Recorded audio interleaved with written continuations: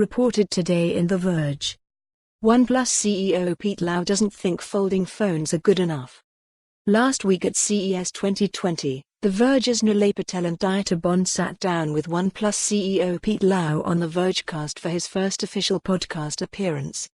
OnePlus debuted a new concept phone, the OnePlus Concept One McLaren Edition, at the Consumer Electronics Show this year, so Lau came on the show to discuss what the design of the phone means for the future of the OnePlus smartphone line as well as his thoughts on newer technologies in the mobile world, like 5G and folding phones.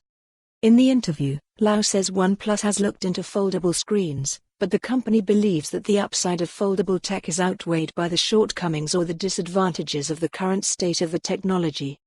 Lau is not a native English speaker, so he spoke to us through an interpreter for this discussion. Below is a lightly edited excerpt from that conversation. Nilay, Patel, there are a couple of concepts that other companies are doing. I'm thinking specifically of folding phones. Do you think that's silly? Do you think it's not ready yet?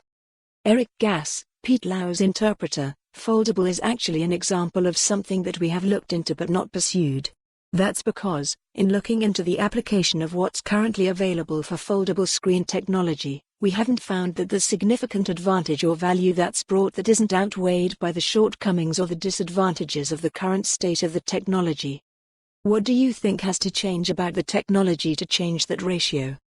One point to focus on here in response to the question, if you look at the Fold and the current foldable technology devices, it's very large and not very clean or a very crisp fold.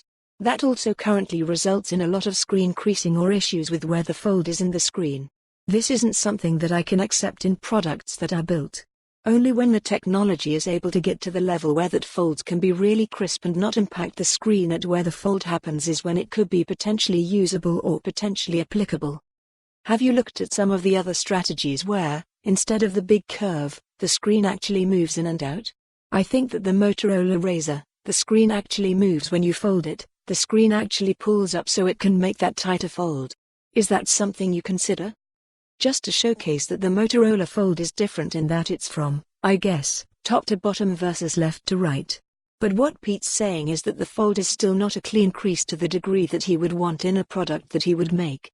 Even though their application is slightly different, it's still facing that same challenge for the actual fold part, including the screen material itself. For more on this story, visit the news article link.